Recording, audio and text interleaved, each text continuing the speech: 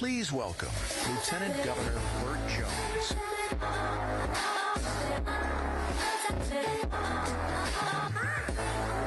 How we doing? How's everybody doing tonight? Come on, y'all can do better than that. How's everybody doing tonight? All right, listen up, everybody. I'm Bert Jones. I'm Lieutenant Governor of the great state of Georgia. So good to be here with you today.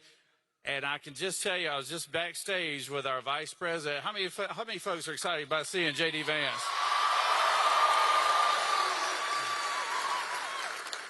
So I went to the University of Georgia. I've graduated in 2002. I was on the football team up here. I was team captain of the SEC championship team. And I was talking to the vice president a second ago, and I said, "Have you ever been to an SEC football game?" And he said, "No, I don't believe I have." I was like, "So we're going to give you," I said, I'm going to let this audience show you what it's like to be at an SEC football game. Y'all want to do that? So I'm going to go, this side over here is going to go Georgia. This side over here is going to go Bulldogs. We're going to call the dogs for the vice president. Y'all ready to do that? All right, here we go. Georgia.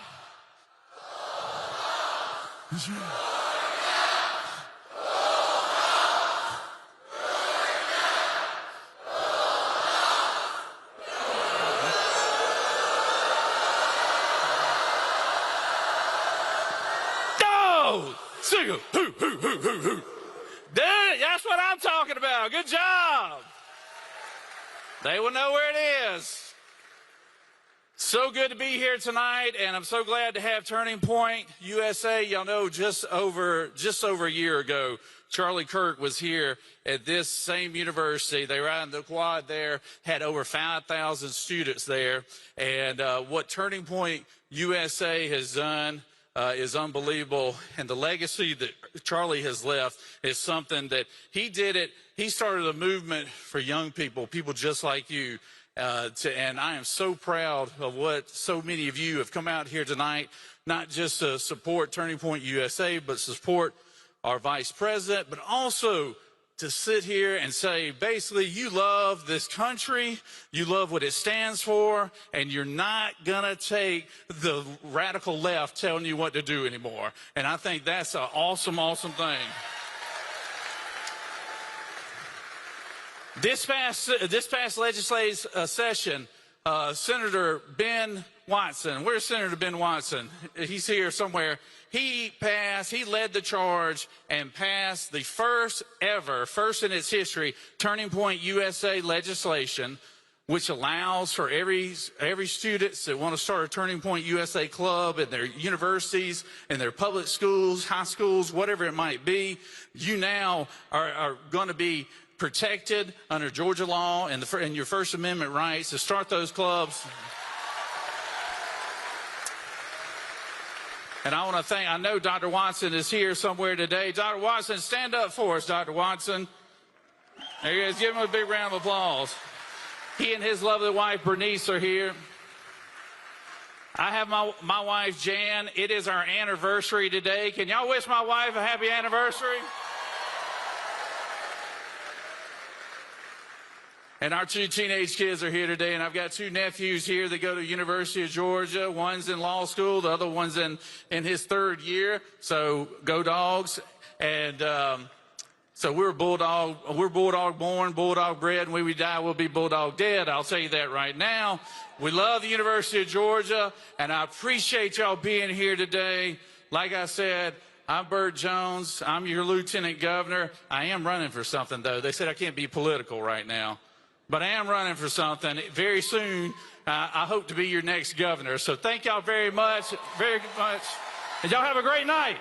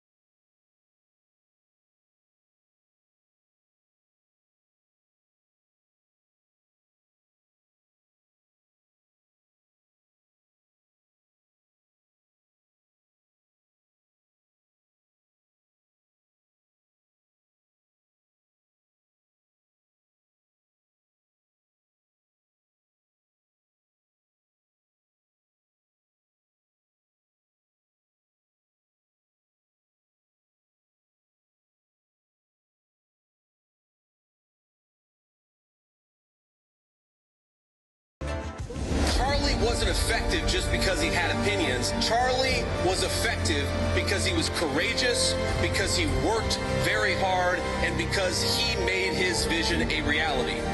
Charlie wanted all of you, more than anything, to invest in the things that were worth having, to build a life that was worth building.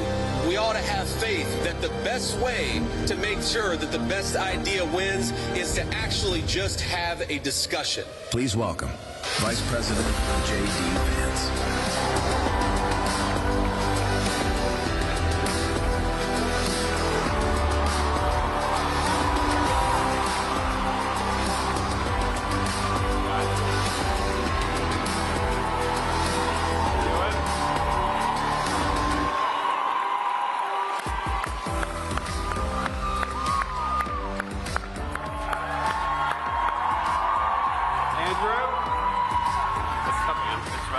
Good to see you. Thank you all. What a welcome. Hello, Athens. Yeah.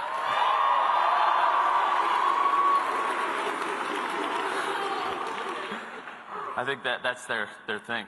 I like it. That is definitely their thing. So I've been to 2 SEC schools with Turning Point USA, and my Ohio State brethren are ashamed of me because I've given you guys way more love than my own alma mater, but it's pretty good to be in SEC country, I have to say. It's great to be here. We can help fix that. We can work on that. So for those of you wondering why I don't have really flowing, long, blonde hair right now, so I'm going to address it right at the front. Mr. Vice President, I'm on stage here instead of our friend Erica Kirk. That's right. Because unfortunately, she has received some very serious threats in her direction, which is terrible.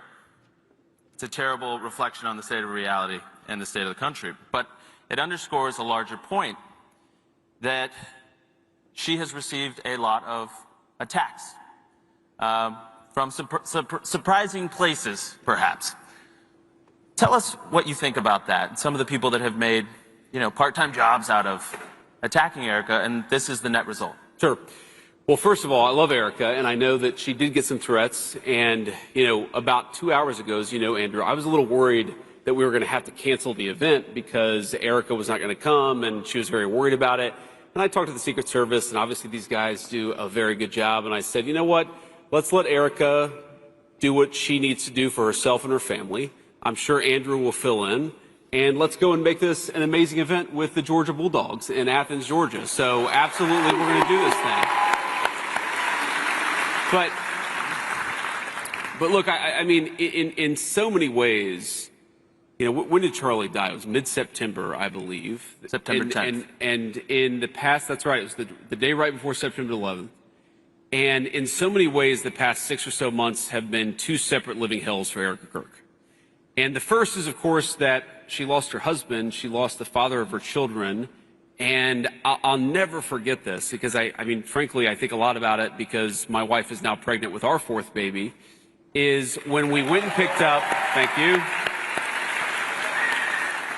but when we went and picked up Charlie's body in Utah, and of course you were there with us, and I met Erica, and I met the family, I met his parents and his little sister.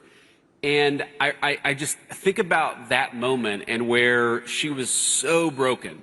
And any of you know who anybody who's grieved before is you kind of go from just crestfallen and sad, and then you want to remember the person that you just lost, and there's just this constant flood of emotions, right? At one moment you're laughing about something they said 2 years ago, and at another moment you're sobbing because they're not there anymore.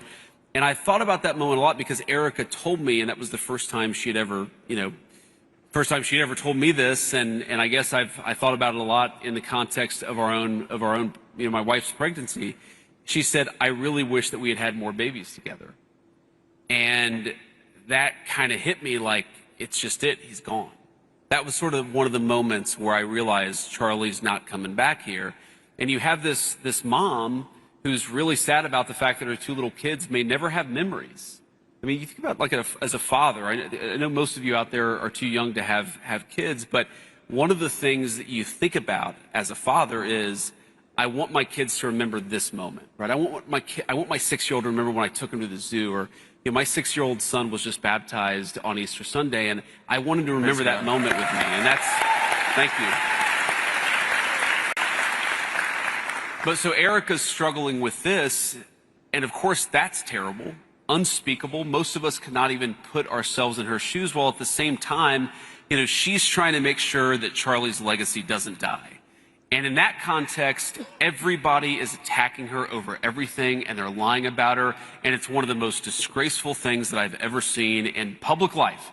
And I've seen a lot of crazy stuff in my life as a political leader, and I will tell you that the people who tell you, I was there with her, I was holding her hand, my wife was hugging her while we loaded Charlie's body onto Air Force 2 and said the Lord's Prayer, the people telling you that Erica wasn't grieving her husband are full of shit.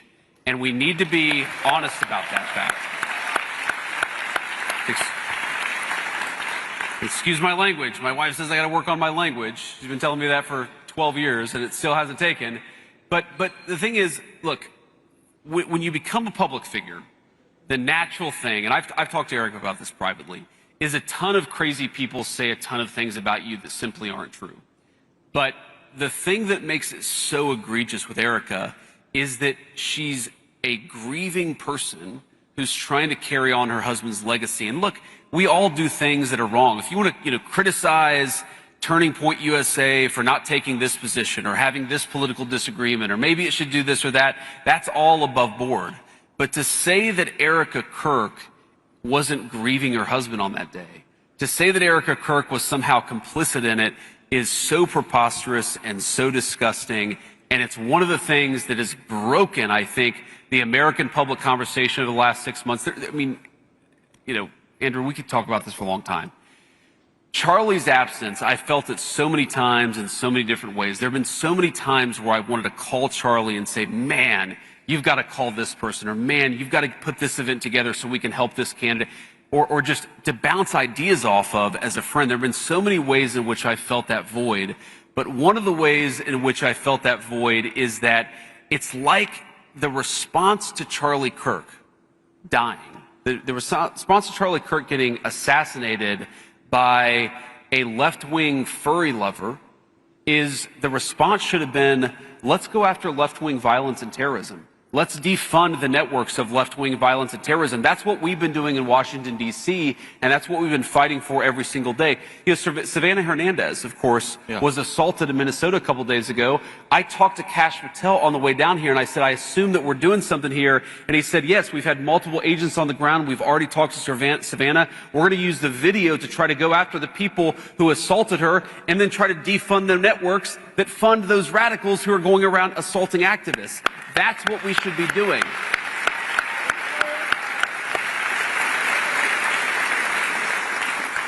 And I know that politics is hard, and I know that it's challenging, and I know that things aren't always easy, and we're going to have disagreements even within our coalition. But if you're going after Erica Kirk and not the people who are trying to destroy the United States of America, you're part of the problem, not part of the solution. Yeah, amen.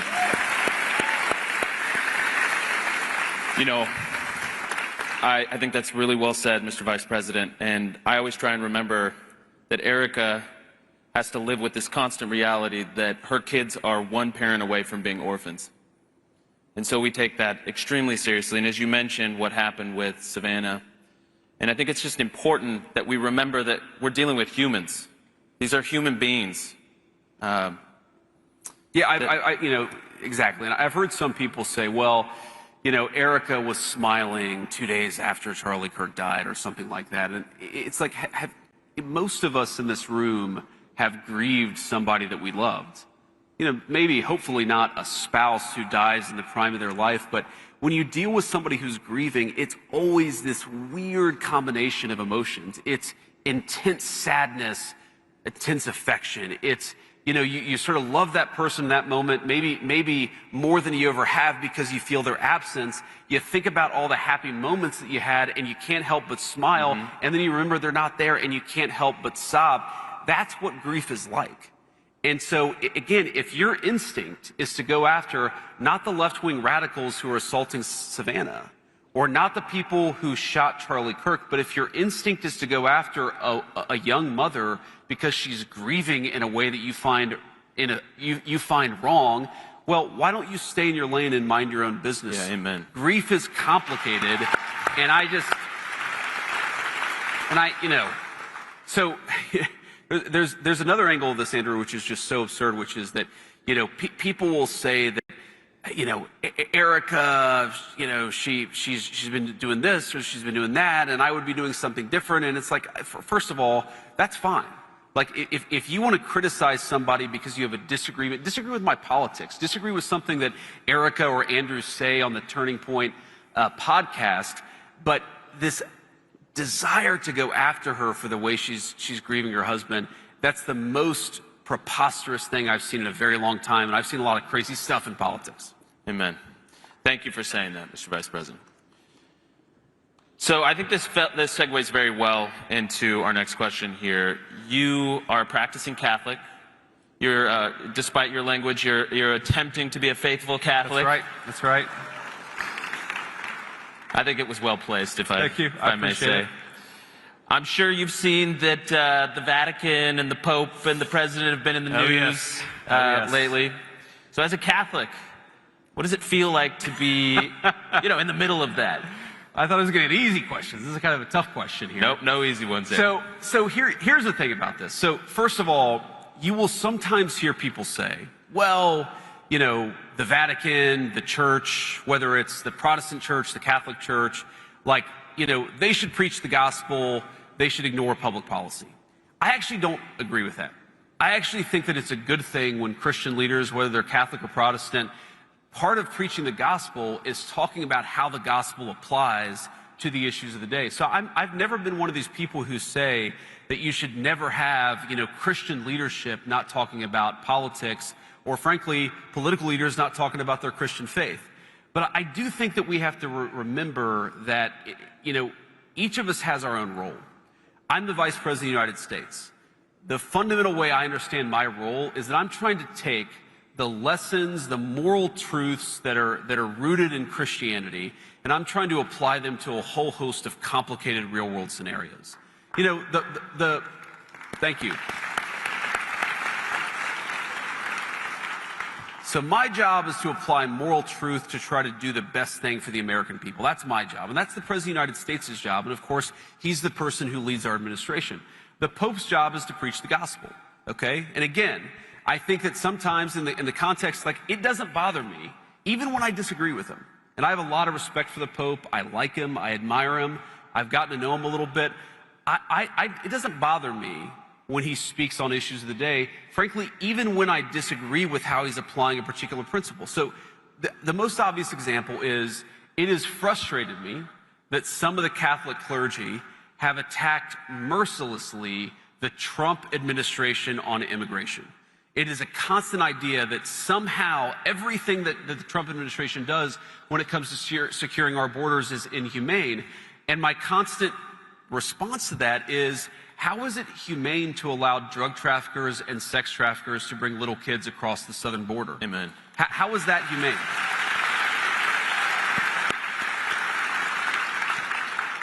But again, I'd almost rather have the conversation. So I kind of like, even when there's disagreement, I like it when the Pope comments on questions of immigration. I like it when the Pope talks about abortion. I like it when the Pope talks about matters of war and peace, because I think that at the very least it invites a conversation. So I think some people, their reaction to this is to say, well, he shouldn't have said that. And look, there are certainly things that the Pope has said in the last few months that I disagree with. Let me just take one very concrete example related to this conflict in Iran. So the Pope said something where he said, and I'm gonna try to remember the exact quote, but he said that God is never on the side of those who wield the sword. God is never on the side of those who wield the sword. I'm pretty sure that he said that exact statement. Now, on the one hand, again, I like that the Pope is an advocate for peace. I think that's certainly one of his roles. On the other hand, how can you say that God is never on the side of those who wield the sword? Was God on the side of the Americans who liberated France from the Nazis? Was God on the side of the Americans who liberated Holocaust camps and liberated those innocent people from, those who had survived the Holocaust? I certainly think the answer is yes, and I agree. Jesus Christ does not. I agree. Jesus Christ certainly does not support genocide. Whoever yelled that out from the dark, he certainly does not. I think that's pretty easy. I think that's a pretty easy principle. Okay, so here's a guy. Let me just say this. This is a guy. No. First of all, random dude who's shouting, can I finish my point and then I'll respond to what you just shouted? Is that okay? Okay, great. Yeah, can we give him 1 second to answer this? So let me just finish this question on the Pope, and then I want to respond to what this guy said. So, number one, when the Pope says that God is never on the side of those who wield the sword, there is more than a 1,000-year tradition of just war theory. Okay? Now, we can, of course, have disagreements about whether this or that conflict is just, but I think that it's important, in the same way that it's important for the Vice President of the United States to be careful when I talk about matters of public policy, I think it's very, very important for the Pope to be careful when he talks about matters of theology. And I think that one of these issues here is that there has been, again, hey, random dude screaming, I told you I'd respond to your point. I just want to respond to this question first.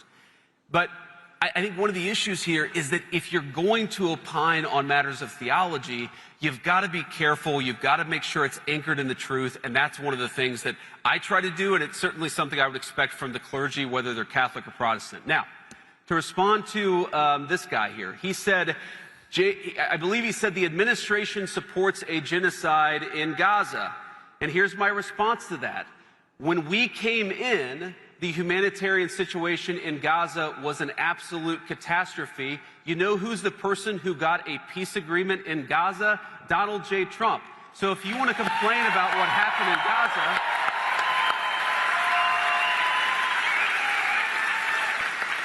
so if you want, sir, to complain about what happened in Gaza, why don't you complain about Joe Biden and the last administration? We're the administration that solved that problem. And by the way, not only was our administration like the administration that solved the problem, but the president. Excuse me, sir. Right now, you see more humanitarian aid coming into Gaza than it has any time in the past 5 years, because we have taken that situation seriously. And that's one of the things that I'm proud of about our administration, is whether it's there or Thailand and Cambodia, we have consistently tried as much as we can to solve these problems, not just complain about them like the guy who just ran away angry.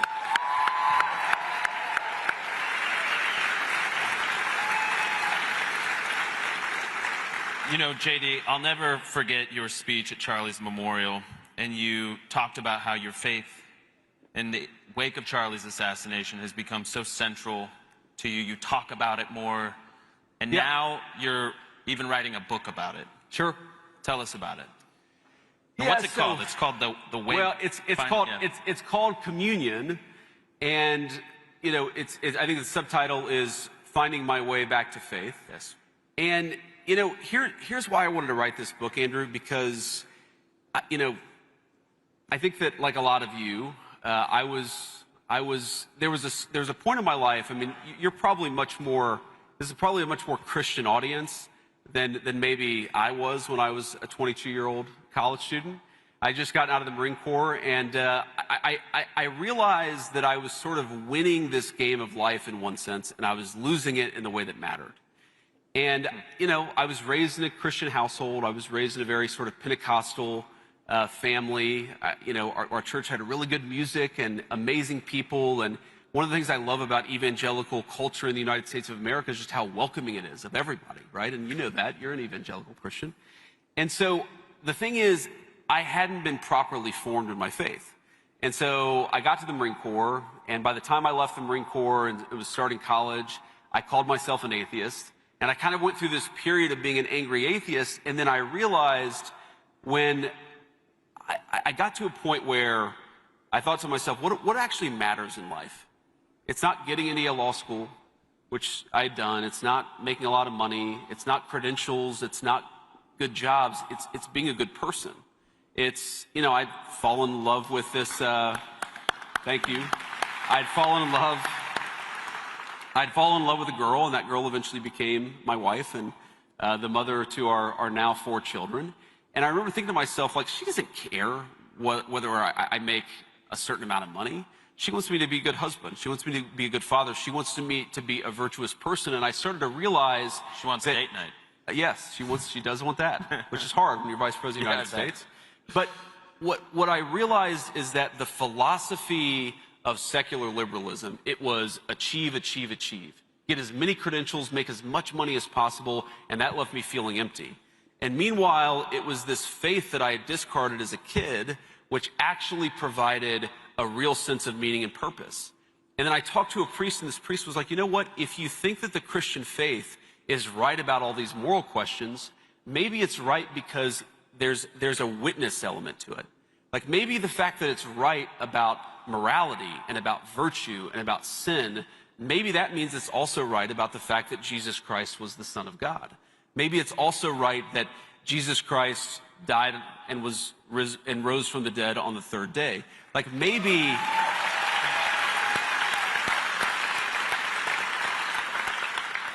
these things that appeal to you about the Christian faith come from the deeper truth of the Christian faith. And that kind of got me down a pathway of where eventually I was baptized and became a very devout Christian. And at this point, amen. Thank you. Amen. But, you know, I thought, first of all, a lot of people have asked me about that journey. And I thought, what better way than to sit down and actually force myself to write it out? I actually started writing the book back in 2017, right after Usha had our first baby, my son Ewan, who's now 8 years old. And so I've been kind of writing it off and on since then. And, you know, a little bit Charlie's death, a little bit just being in the public eye, but mostly just I've been at this thing for 10 years, and I was like, it's finally time to get it out there. And so I put the finishing touches on it, submitted to the publisher a couple of months ago, and it's coming out in June. So buy the book, Communion. I love that. Not that that wasn't also really riveting, but we're getting to the part of the interview that I'm really excited about. You are working on fraud. You're the fraud czar. Yes. How many bad guys? Yes, we can.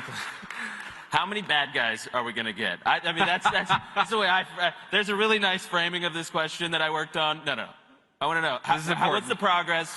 Tell us about it. Well, we've already gotten a lot of bad guys. And this is, you know, one of the things I'm very proud about is that, you know, people don't just want talk, they want action. They want us to actually go and arrest the people who committed fraud, and that's happening. We're starting to do that. Good. And that's a good thing. And a lot more is going to be happening in the future.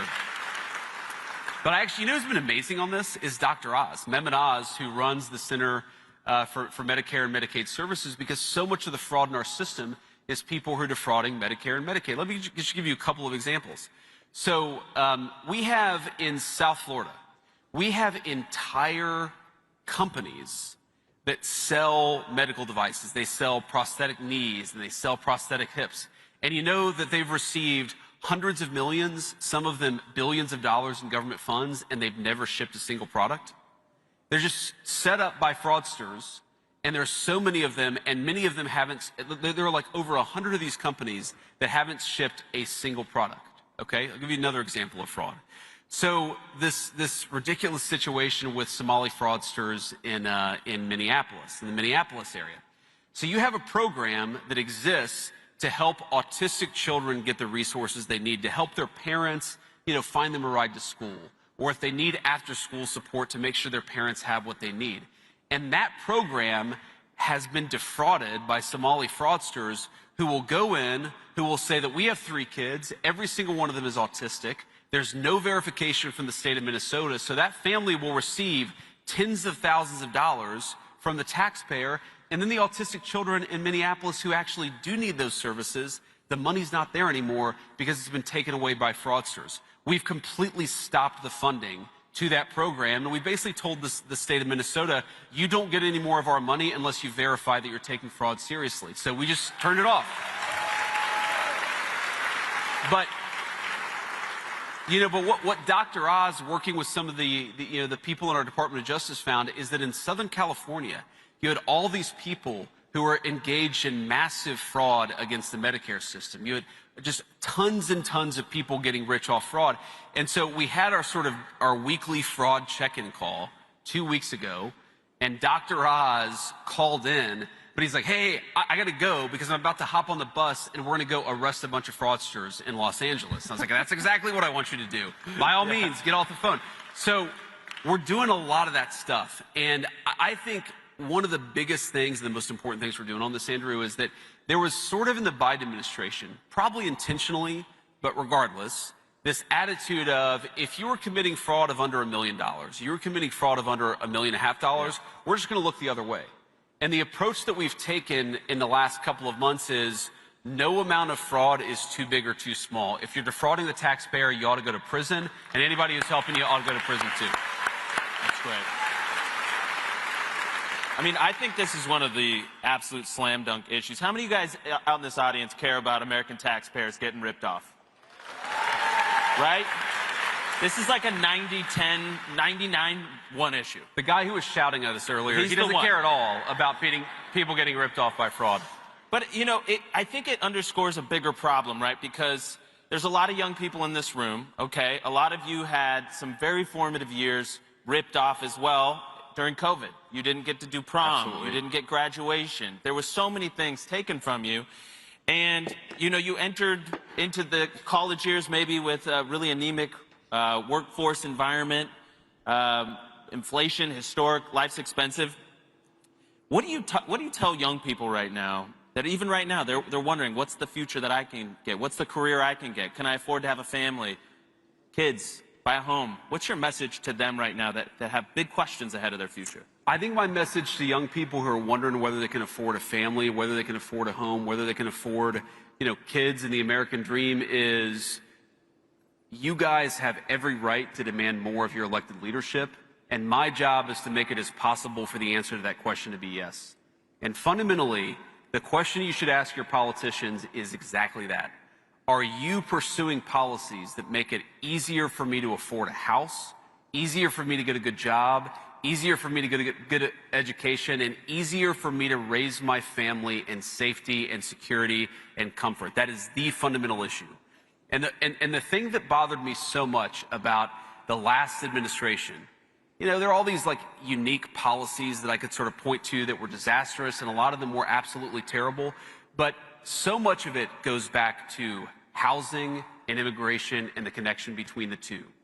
Under the 4 years that Joe Biden was president, housing literally doubled in value. Meaning, if you're a young person trying to buy a house, it costs twice as much as it did before. And you layer on top of that higher interest rates. That's just in 4 years. Nobody can afford that kind of inflation in the housing market. And one of the biggest drivers of it is the fact that we let in tens of millions of illegal aliens. People who shouldn't have been here, who are taking homes that ought by right go to you and your generation. And so what have we done in the Trump administration? We've shut the border. We've kicked a lot of those people who have come into the United States. We've kicked them out of our country. And importantly, we have actually instituted a ban on institutional investors buying up American homes. Because I don't want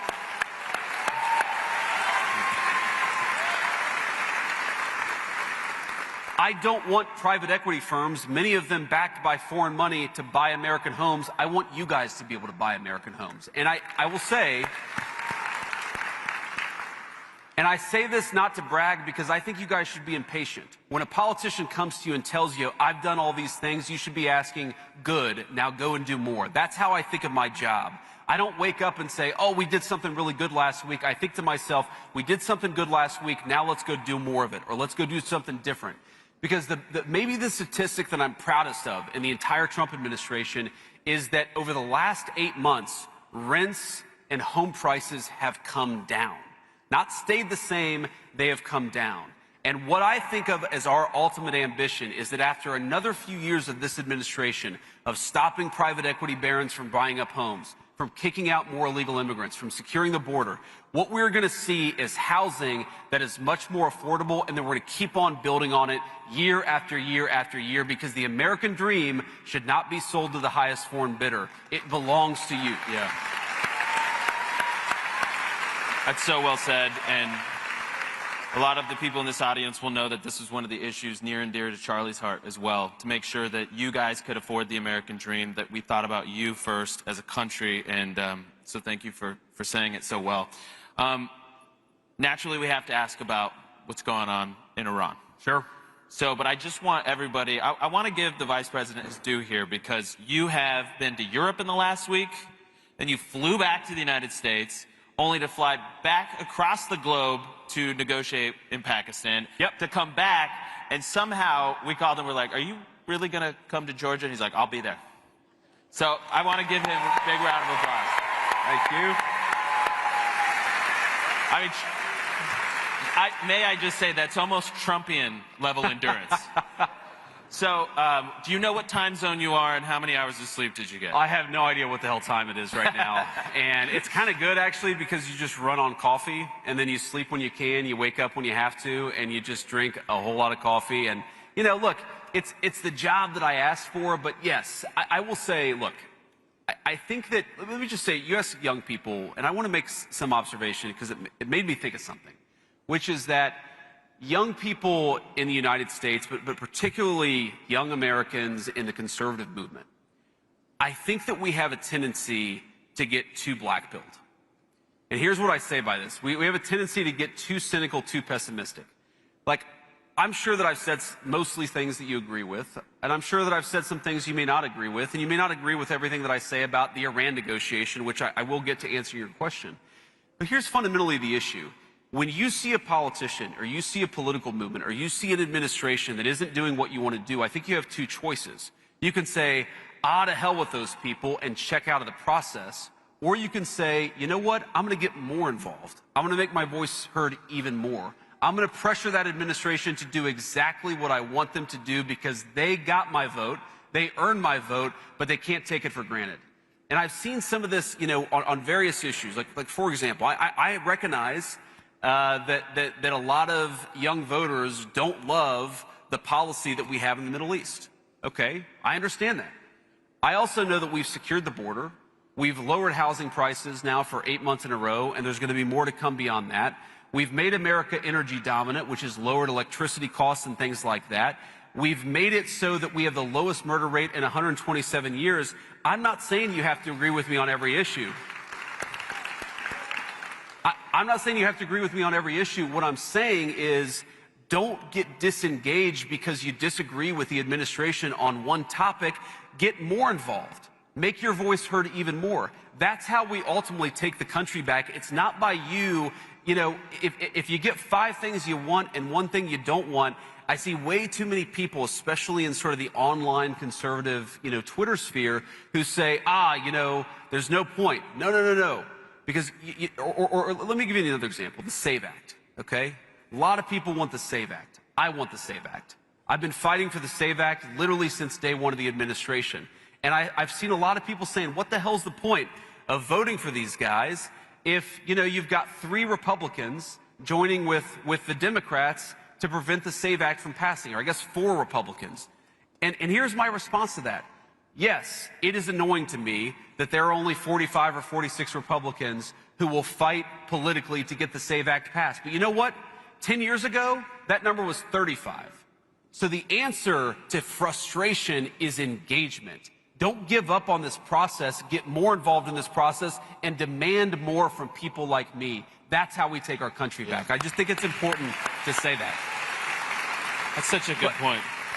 How the Senate is such an example, as frustrating as it is, but you were part of that new wave of new thinking, of new energy, a new generation. Yes. And there's so many new voices that are bringing real change to the Senate. I mean, we're 1-2 elections away from maybe having it all the way around. 100%. And I understand people get frustrated at it. I get frustrated at it. But it's a lot better than it was 10 years ago. And frankly, 10 years ago, it was a lot better than it was 10 years before that. But here's where we are on, fundamentally, the president set a policy. Iran cannot have a nuclear weapon. And right now, we are negotiating to make sure that very thing happens. And here's, you know, what's interesting about this is... What's interesting about this is that we have this ceasefire that's in place. I think it's 6 or 7 days old. Right now, this ceasefire is holding. And what you're seeing is what the president wants to make, he doesn't want to make like a small deal. He wants to make the grand bargain. And what he's basically offering to Iran is very simple, and frankly, it's something that no president has, I think, has had the ability to offer. He said that if you're willing to act like a normal country, we are willing to treat you economically like a normal country. He doesn't want a small deal. And that's one of the reasons why, one, I'd say in Pakistan, we made a ton of progress. But the reason why the deal is not yet done is because the president, he really wants a deal where Iran doesn't have a nuclear weapon, Iran is not state sponsoring terrorism, but also the people of Iran can thrive and prosper and join the world economy. And that's the trade that he's offering. He's saying, if you guys, he said, if you guys commit to not having a nuclear weapon, we are going to make Iran thrive, we're going to make it economically prosperous, and we're going to invite the Iranian people into the world economy in a way they haven't been in my entire life. And that's the kind of Trumpian grand bargain that the president has put on the table. Man, we're going to keep on negotiating and try to make it happen because it would be great for the world, it'd be great for our country, it'd be great for everybody. So I'm going to keep on fighting to make it happen. Yeah. Just a few more, and then we've got a few please. questions I know we have here. some questions from the audience, too. My one question is, when you looked across from these Iranian negotiators, what did you make of them? Did you get the sense that they really were the right people? I mean, I'm assuming you guys know this type of thing, but... Yeah, I mean, look, you never know. We had never... The United States had never had meetings at that level with the Iranian government in 49 years. Like, it's a meeting that had never before happened. Not Democrat, not Republican. We had never had a meeting like that where you have, you know, the person who's effectively running the country in Iran sitting across from the Vice President of the United States. That had never happened. And what look, honestly, after 49 years, there's a lot of course, mistrust between Iran and the United States of America. You're not going to solve that problem overnight. But yeah, I think the people we're sitting across from wanted to make a deal. And I know the President of the United States told us to go out there and negotiate in good faith. That's what we did. That's what we're going to keep on doing. So you never know, though. Yeah. Right? I mean, I've sat across from United States senators that I thought I agreed with, and, you know, you don't know with those people, right? I won't say who. You can guess. But I feel very good about where we are. Great. All right, so this is the last one from me. Now, a lot of people make a big deal about illegal immigration, and we should. It's terrible, right? And this administration has made historic progress on that issue. I think you don't get enough credit for it, and the problem with immigration, illegal immigration, is once it's not a problem anymore, our memories are about 6 days long, and we move on to the next thing. But what about legal immigration? Sure. And reforming it, correcting it, addressing abuses? Because I look around here and I see a bunch of American students that want jobs, that want homes, that want a space in this country, and I think reforming legal is so critical. Maybe talk about some of the reforms that this administration has done specifically on the legal front. So this is exactly right. And this is 100%, you know, I think one of the first pieces of legislation I sponsored in the United States Senate was effectively to get rid of the H-1B visa, because I cared so much about this when I was in the Senate. And yes, it is the case that Congress has not exactly come along. There, again, to my point about the United States Senate, there are far more people who are sponsoring that legislation today than there were 10 years ago, but it's not nearly enough to get it through. But just through administrative action, I don't think people realize this, the number of new H-1B visas is down about 90% in the United States of America. Like, that's something that we accomplished purely through...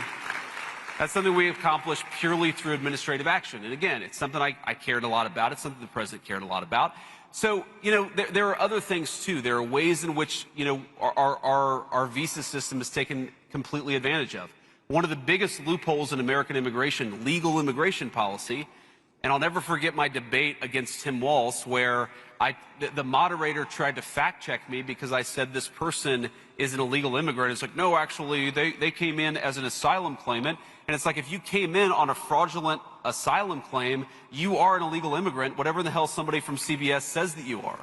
And the asylum process was, I mean, there were literally millions of people coming into the United States every single year on false asylum claims, we have those claims down something like north of 95%. So there are all of these things that you can do, purely through administrative action. But for us to really make this stick, I mean, look, as much as I don't want this to happen, eventually, hopefully 20 years from now, you're going to have a Democratic president who tries to undo everything that we've done on immigration. That's why we need Congress to codify this stuff. But right now, I'm very proud of what we've done in the Trump administration. Massive reductions in fraudulent visas, massive reductions in fraudulent number of asylum claims, massive reduction in H-1B visas granted. We're making a lot of progress. As I said to you, we want to make more. We're certainly going to make more over the remaining 3 years. But what that means, fundamentally, is you guys deserve to have good jobs. And I don't want, when you graduate from this amazing university, and it hurts me to say that as an Ohio State fan, but this is an amazing university. When you graduate, I think the guy who was screaming earlier, he's clearly a Michigan guy. Just put it on the table. Oh no, we have another Michigan guy over here. But they did win the Natty. So yes, that's right. But when you guys graduate from this university, I don't want you competing against a low-wage foreigner for your first job. I want a company to have to pay you a fair wage for a fair day's work. It's like common sense.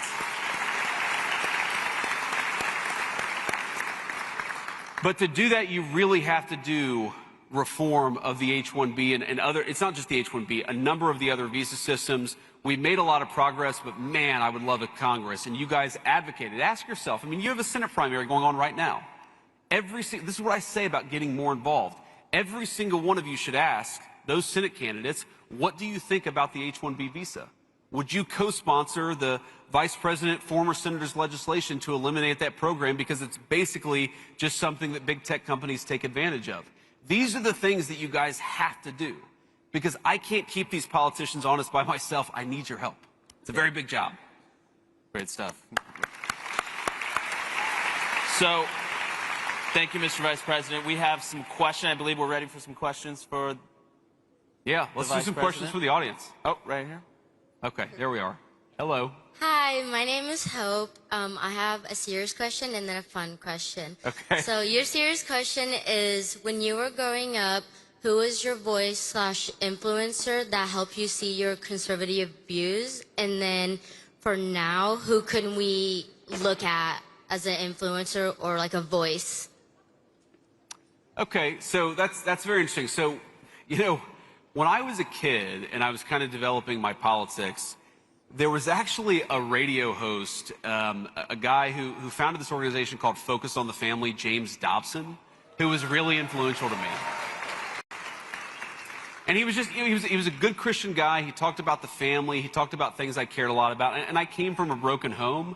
So when he talked about the ways in which a broken home had a negative effect on kids, it made sense to me because I was seeing it in my own life, and then here was a guy who was actually talking about it. And what I liked about him is that he didn't talk about it in this judgmental way, right? He wasn't attacking a kid like me who didn't have everything handed to him. He was just explaining in a very real world, with a fundamentally Christian underpinning, here's what happens when things are broken. And when you ask who are some of the conservative influencers or the political influencers today, there are a few people that I look to who I think have very, very smart and wise spiritual wisdom. I think Andrew and Blake and the podcast that they have at TPUSA is amazing. I listen to it all the time. I think it's great. I think if you want a good laugh, I love Theo Vaughn. He's one of my favorite. I think he's just incredible. And he's got one of these senses of humor where 30% of the time it goes completely over my head, and 70% of the time he's the funniest person imaginable. But I think Theo has a good heart. And that's one of the reasons why I really like listening to his show. And then just in terms of pure politics, of course you should be listening to the Vice President of these United States. Thank you. And then my fun question is, if you could have a free day with 0 responsibilities, what would your day look like? Oh, that's a good question. And honestly, I would add not just 0 responsibilities, but total anonymity. Because the thing that I love this job. It's very cool. I'm very honored to have it. But what I really want to do, honestly, is take Usha and the 3 kids and just walk to a local cafe, eat a ton of pancakes, and then take the kids to the zoo without anybody knowing who the hell I am. That's what I would do if I had a day. Awesome. Thank you. Very nice question. All right, hi JD, my name is Jacob, and I'm also from Cincinnati, so I get you, I'm with you there on the zoo. That's pretty awesome. Yeah, so. appreciate that. Thank you. Anyway, my question is that there's a lot of division within our country right now, from right to left and everybody in between. And leading up to the 2024 election and Charlie's death, I found that Charlie was definitely the glue that held at least the conservative movement together. Right. And since he has passed, there's been a lot of division within our conservative movement, and especially with the 2026 midterms and the 2028 election coming up. How do you think the conservative movement can be united, and if there is a who do you think that could be? Well, that's a very good question, and look, man, I agree with you. I think part of the division is Charlie's death, because Charlie, as Andrew knows well, and a lot of this was behind the scenes, Charlie was the guy who was talking to different segments of the movement, right? So, I mean, just this Iran thing. Charlie would be the guy who was talking to the people who really wanted to go to war with Iran and the people who really didn't want to go to war with Iran. And he would try to find ways for those guys to work together, even if they disagreed over one issue, right? And so Charlie's absence is a huge thing. And my answer to your question is, who replaces Charlie Kirk? I think it's going to be a combination of people. I think Andrew's got a role. I've got a role. You guys have got a role. And I think the most important thing to remember about how Charlie thought about this is he always recognized what was the goal and who was the real problem. The real problem is not a person who disagrees with you about this or that foreign policy or domestic policy issue. The real problem is the person who killed our friend and anybody who defended the people who killed our friend. And we got to keep our eye on the ball and recognize that those who want to kill conservatives because they have the wrong viewpoints, we need to defeat those people. We need to unite with each other and actually fight together to defeat the real enemy that's out there. That's the most important message. And I'll also give you, one of the reasons why I'm optimistic about this is, even when Charlie was alive, you saw some of these divisions starting to bubble to the surface, okay? And I remember, Charlie died in September of 2025. I hadn't been vice president, I'd been vice president for all of 8 months when Charlie lost his life to an assassin's gun. One thing that makes people in politics sort of divide against each other is just being in power, right? When you have control of the House, the Senate, the White House, and there's not an election around the horizon, it's very easy to forget what your goal is.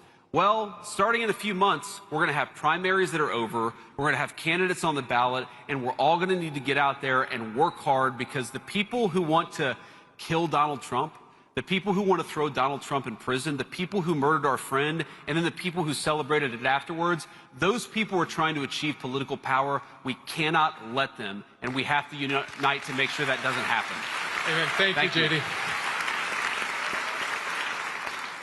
Good evening, Mr. Vice President. Thank you for taking the time to come out here.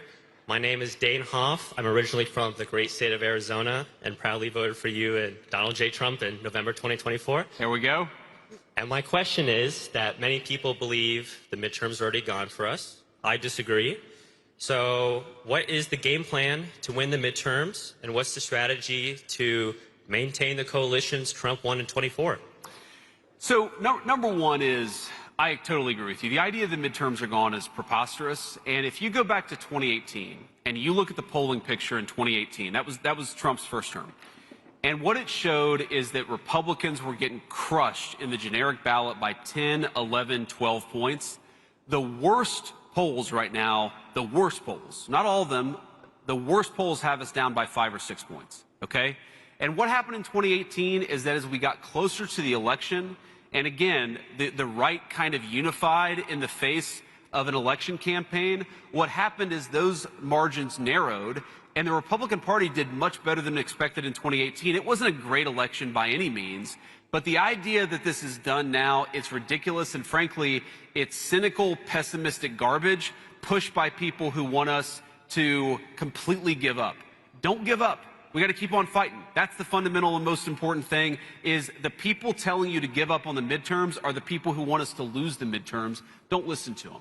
But what's the game plan? You asked what the game plan is. So I'll give you a little good news and a little bad news on that, because the bad news and the good news about the modern Congress is, whether you agree with this or not, the districts are so gerrymandered, there aren't that many battleground congressional districts left. Like, if you go back to 2014, where I think Republicans won like 80 seats in the House, that's not going to happen. Elections like that don't happen anymore. So what we got to fight is 20 or 30 districts where there's actually some real competition in those districts. We got to put a lot of resources. We got to knock on a lot of doors. We got to get out the marginal Trump voter. Because one of the things we saw in 2024 is a lot of our voters, they're dedicated, they love the president, they don't show up in midterm elections. So we got to knock on as many doors and make sure those people get out and vote. We have a game plan, but the House is going to be determined by 20 or 30 seats. We just got to win as many of those as possible. And yes, we can win the midterms in 2026. Thank you. And we should say what's happening in Virginia, you know? Exactly. I mean, and this is the thing. Democrats always overreact. They always overreach. They always do crazy things. And look, there are districts where, you know, MSNBC will say, well, this district, you know, Donald Trump won it by 20 points, and then, you know, this guy only won it by 12 points. That means everything's terrible.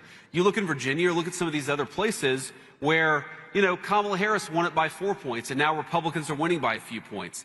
There's a lot of reason to think that we have a good chance here. We just got to keep on working at it. Sorry, next question. And the redistricting. Make sure if you're watching in Virginia. Yes. Yeah, sorry. Virginia, vote against the Obama-Spangenberger redistricting plan. Yep. Vote against it. And frankly, the polls are moving in our direction a little bit. We just got to get out there and defeat that ballot measure. Hi, Mr. Vice President. Thank you so much for being here. It's truly incredible that you can come all across the world and then just be in Athens. So my question, not to sound pessimistic, but my question revolves around Congress. Sure. And, you know, many Americans feel discouraged, even somewhat dissatisfied. You know, the executive sets out a plan. We want to do something, but Congress sometimes is just unable to deliver.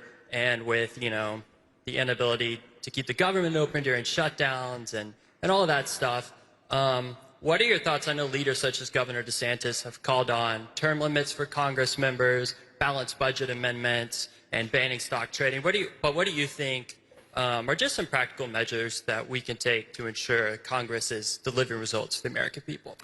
Yeah, so great question. And I remember during the State of the Union address, when the president talked about banning members of Congress from trading stocks, I looked over at Nancy Pelosi, and she was sitting in her chair like, and if you watch the State of the Union, I start laughing hysterically. It's because I looked over and saw the look on Nancy Pelosi's face. I think people don't have any idea how bad the corruption is in Washington, D.C. So, yeah, I love the idea of term limits for Congress. You know what I love more? I love the idea of term limits for bureaucrats. Nobody in Washington, D.C. should be able to sit in a chair for 30 years, do your public service, and go back home and do something productive. Look, so much of what's broken about Congress really does go down to corruption. So, you know, there are so many examples, let's say, of a congressman who got a classified briefing on COVID. It's like, oh, there's this crazy Wuhan flu that's floating around Wuhan, China. And you know, again, at that point, like, everybody called it the Wuhan flu. And then you come out of that classified briefing and you buy a bunch of biotech stocks, or you buy a bunch of pharmaceutical stocks, or maybe, you know, you sell airline stocks because you know that the airlines aren't going to work that well if everybody's sort of sheltering in place and governments are shutting down the economy. That stuff should be illegal, and you should go to prison for it. And if you just cut out the basic corruption, you'd solve a lot of the problem. Thank you so much. This will be the last question. Okay. Can we take two more? Because I like answering questions. We'll take a couple more. Hi, Mr. Vice President. Before I get to my question, I just want to, number one, thank you for your service to the United States military. And number two, welcome you to the greatest university in this country.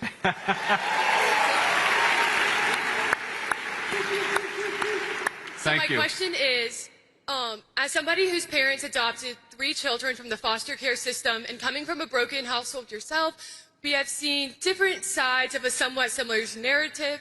How would you respond to somebody who says that the only way to succeed in this country is to come from a generationally wealthy family? That's a good question. Wow, I didn't expect that one. Well, first of all, it's just not true.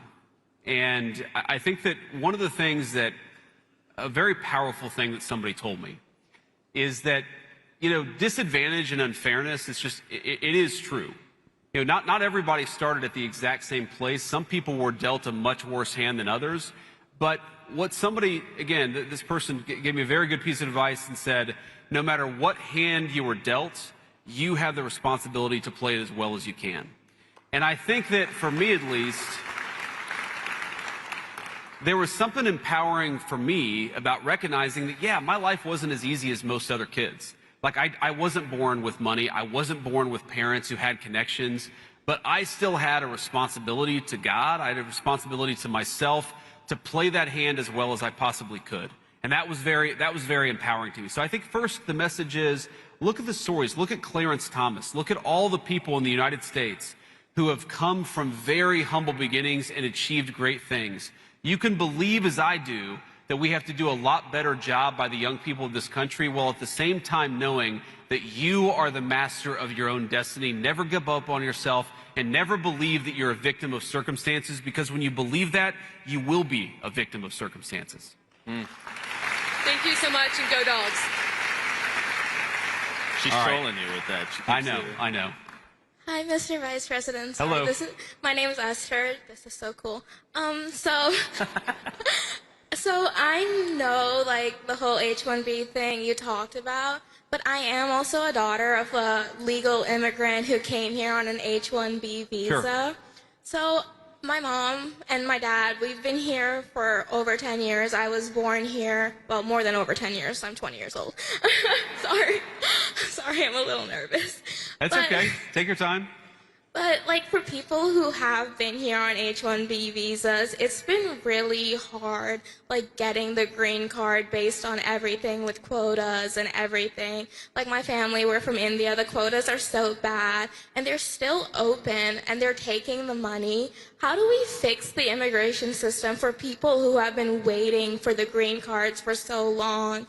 And they're not getting it in time, because a lot of people don't know it, during the Biden administration, to get a green card, it would have taken my family 150 years to get a green card. Sure. So how is the Trump administration, like, trying to fix that for people who have been here, are paying taxes and doing a lot of stuff that citizens do, but they can't do a lot of things that citizens do? Like, we're also looking for the American dream.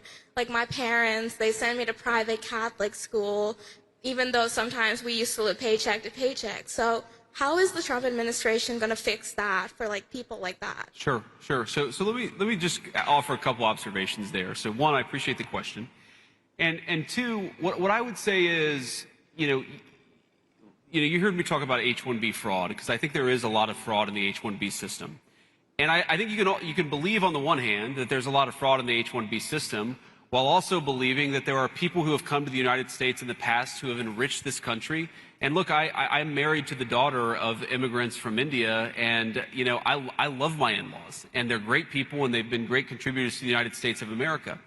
But I also think that when you become an American citizen, whether your family has 9 generations of lineage in the United States, or whether your family has 0 generations of lineage in the United States, one of the responsibilities that we must expect of citizens, and of course, it's always hard to talk in specifics about your situation because I don't know about it, but one of the obligations of citizens is that you have to think about the best interest of the country, and not the country you came from beforehand, and not of any sort of, any group that you came from. You've got to think of yourself as an American. The system only works if everybody thinks of themselves as an American. I remember having this conversation with my father-in-law, who's an amazing guy, and, it was actually during a Senate event that I had done where I had somebody who came up to me, and I'm sure a great person, like a wonderful person. It was a Ukrainian American in Cleveland, Ohio. I was campaigning for the Senate. There are a lot of Ukrainian Americans in Cleveland, Ohio. And this person got really agitated at me because I was saying we should stop funding the Ukraine war, okay? And I still believe that, obviously, and it's one of the things I'm proudest that we've done as administration is we've told Europe that if you want to buy weapons, you can, but the United States is not buying weapons and sending them to Ukraine anymore. We're just out of that business.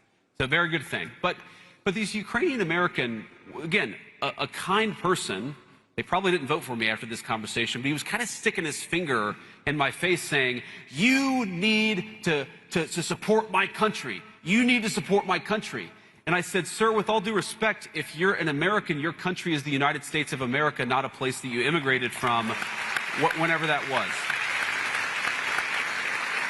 And it occurred to me, and I know this is the last question, I'll try to be quick here, but it occurred to me that my father-in-law, who came from India, who moved to the United States, who got an education and became an American citizen, that never once in my life has he ever said, you have to do this or you should do this because it's in the best interest of the country that I came from. And I think that attitude, to the extent that attitude dominates among the new generation of Americans, that makes Americans feel welcoming towards people because everybody, again, whether your family's been here for 300 years or 1 second, to be an American means to look out for Americans first, and that's the perspective we have to take to our immigration policy. Thank you. Thank you. Okay, yeah. We'll do one more. Sorry, real quick. I love this, but I gotta go. Thank you so much, Mr. Vice President, and coming to UGA and allowing us to express our freedom of speech. So thank you so much. The First Lady said Epstein was not acting alone and had to be held accountable. She said and called for a congressional hearing, but President Trump multiple times called the files a hoax. The acting Attorney General said Epstein shouldn't be a part of anything at the DOJ. If there are compromised government officials in those files, how can the public trust that this administration will hold anyone accountable when its own Justice Department is actively blocking the investigation? Given that, can you clearly articulate your stance on whether federal entities should have a formal investigation? Thank you. Yeah. So first of all, you said the Associate Attorney General or something. I haven't seen that quote, but here's my view on the Epstein matter. Number one, the guy was clearly a scumbag, okay? Number two, he clearly had extraordinary connections both with intelligence services, both inside the United States and outside the United States, and also with a lot of very wealthy and powerful people, okay? Number three, I have been a firm advocate and will continue to be a firm advocate of where we have something, and you know, like, I'm probably more obsessed with this than most officials, okay? Probably more obsessed with this than most people even in this room, is when you see somebody who says something in an email that suggests, you know, there's one email I read, and it's been a little while ago, but it was talking about, you know, one person sent an email to Jeffrey Epstein saying, oh, there were some really nice, like, pizzas and grape sodas or something like that. And I remember it sounded like the Pizzagate conspiracy theory, but here it was in like an email from a guy. And my reaction to that was, we should absolutely investigate that person, okay? And, you know, you remind me, I'm going to follow up on that to see whether we've investigated that person, because we should. We absolutely should. When you see evidence of sexual assault, sexual misconduct, regardless of whether you're powerful or not, in fact, you should probably investigate it more if you're a powerful person, right? I don't want powerful people, you know, being involved in this disgusting behavior. But I have to defend the president on this, because when he said that it was a hoax, what he was talking about was this democratic idea that he's connected to Epstein. If you look at those emails, it's like, you know, they were in the same, you know, everybody in Palm Beach knew everybody, okay? Like, the president has said he knew Jeffrey Epstein and he was a scumbag. But what you see in those emails is that Jeffrey Epstein hated Donald Trump. And Donald Trump hated Jeffrey Epstein. In fact, one of the emails is about Donald Trump narking on Jeffrey Epstein to the local sheriff, saying, this guy's a scumbag. You should go and pick him up. So when Donald Trump says, when the president says this is a hoax, he's not saying it's a hoax that Epstein was the scumbag. He's not saying that it's a hoax that Epstein was connected to powerful people. He's saying this democratic idea that somehow he was Epstein's best friend, that is a hoax. And if you look at the emails, it's obvious that Jeffrey Epstein hated Donald J. Trump. And by the way, one of the best signs for whether you're a good person or not, for whether you're a decent human being, is if the worst people in the world hate your guts. The fact that Jeffrey Epstein hates Donald J. Trump is a pretty good thing for Donald J. Trump. Yeah, well, and I will say, by the way, just so you know, the DOJ, just before we got on stage, I guess I saw the news, has unredacted fully the 6 million documents, made it available to your congressmen and women. So put pressure on them to go give you a report of what they find. Mr. Awesome. Vice President, thank you so much. Man. Thank you, guys. Appreciate you.